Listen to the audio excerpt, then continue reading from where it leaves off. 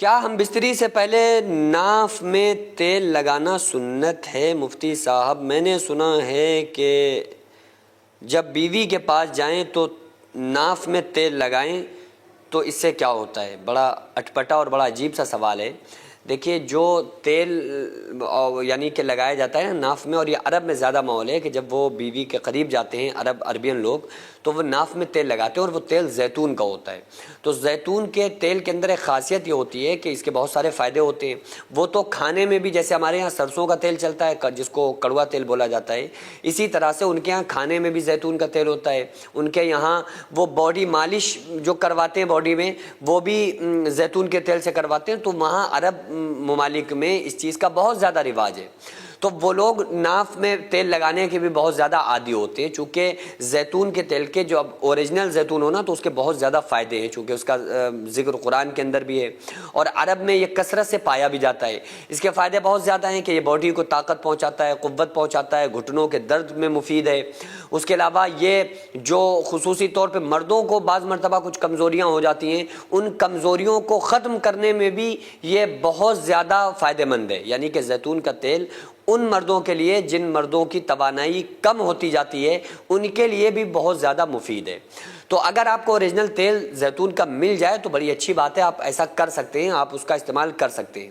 لیکن اس چیز کو سنت بتانا یا کسی چیز کو سنت سے جوڑ دینا، اس کو آپ کو سمجھنا پڑے گا۔ دیکھیے، کوئی بھی ایسی چیز ہو جو آپ کی باڈی کو فائدہ دے اور وہ حرام چیز نہ ہو، یعنی کہ اس کے اندر کوئی ایسی چیز ملی ہوئی نہ ہو جو حرام ہو، یعنی کہ سور کی چربی نہیں ہونا چاہیے، یا جو حرام جانور ہیں ان کا کوئی چیز ان کا استعمال نہیں ہونا چاہیے، تو پھر ایسے چیز کو باڈی میں یا اپنے لیے استعمال کرنا سنت کے زمرے میں آ جائے گا۔ جیسے آقا علیہ الصلوۃ والسلام نے اجازت دی ہے دوا کی، دوا کھائی بھی ہے اور دوا کی اجازت بھی دی ہے۔ تو آج ہم پیراسیٹامول کھا رہے ہیں بخار میں، کالپول ڈاکٹر دیتے ہیں کہ بھائی یہ کالپول کھا لو، تو ہم کالپول کھا رہے ہیں، تو کیا مطلب ہے؟ اب یہ سنت تو نہیں ہے، لیکن سنت کے زمرے میں ہے۔ سنت فارمولہ ہے کہ بھائی آقا علیہ السلام نے دوا کھائی اور دوا کھانے کا حکم دیا جب انسان بیمار ہو جائے، تو دوا کھانا سنت ہو گیا۔ لیکن یہ آپ نہیں کہہ سکتے کہ جو یہ کالپول ہے یہ کھانا سنت ہے، کیونکہ کالپول تو تھی نہیں، انگریزی دوا تو تھی نہیں۔ یہ میں آپ کو سمجھانے کے لیے بتا رہا ہوں۔ تو آپ یہ کہہ سکتے ہیں کہ سنت کے زمرے میں ہر وہ چیز، جیسے ورزش ہے، آقا علیہ الصلوۃ والسلام نے ورزش کی اجازت دی ہے، اور آپ صلی اللہ علیہ وسلم نے فرمایا کہ ایسے کھیل اور کود کھیلا کرو جس سے بدن کے اندر طاقت آئے، جیسے بھاگ دوڑ والا، گھوڑ سواری کرنا، تیر اندازی کرنا، تو یہ آقا علیہ الصلوۃ والسلام نے حکم دیا۔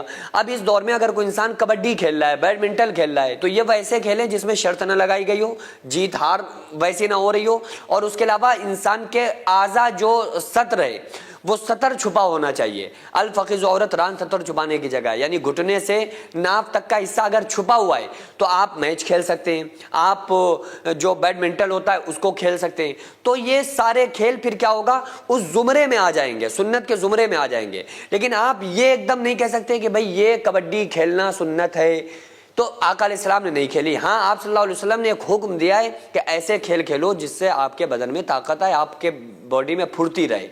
تو بس اسی طرح سے مسئلہ سمجھ لیں کہ آقا علیہ الصلوۃ والسلام کی احادیث کا مفہوم ہے کہ ایسی چیزوں کو بندے کو ایسی چیزوں کا استعمال کرنا چاہیے جس سے طاقت آئے، اور جینوین چیزیں۔ آپ صلی اللہ علیہ وآلہ وسلم کھجور بہت شوق سے کھاتے تھے، کھجور کھانے کا آقا علیہ السلام نے حکم دیا۔ یہ جینوین چیزیں جتنی بھی ہیں آپ ان سب چیزوں کا استعمال کر سکتے ہیں۔ یہ جینوین چیزیں جتنی بھی ہیں سب سنت کے زمرے میں آئیں گی، حالانکہ تمام چیزیں حرام جانور سے بنی ہوئی نہ ہو یا حرام چیزوں سے بنائی ہوئی اشیاء نہ ہو، آپ استعمال کر سکتے ہیں۔ تو اس طرح سے آپ زیتون کا تیل کا بھی استعمال کر سکتے ہیں، اس کے بہت زیادہ فائدے ہیں۔ تو اگر آپ بھی لگانا چاہیں، آپ کو اوریجنل تیل مل جائے تو آپ بھی لگا سکتے ہیں۔ سینکڑوں ایسے غریب پریوار جو فاقہ کر کے زندگی گزار رہے ہیں، اور بہت سے ایسے مجبور لوگ جو غربت کی وجہ سے بیماریوں سے جوجھ رہے ہیں اور ان کے پاس علاج کرانے کے لیے بھی پیسے نہیں ہیں، تو ان غریب فیملیز کو ہر مہینے ہماری سوسائٹی راشن دیتی ہے اور ان غریبوں کا فری میں علاج کراتی ہے۔ تو آپ لوگ ہمارے ساتھ مل کر ان بیوہ عورتوں اور یتیم بچوں کا سہارا ضرور بنیں، اور ان کے راشن اور دوا علاج کے لیے زیادہ سے زیادہ تعاون کریں، اور یہ ارادہ کریں کہ غریب کے بچوں کو انشاءاللہ بھوکا نہیں سونے دیں گے، اور ہر ہفتے ہر مہینے آپ لوگوں سے جو بھی ہو سکے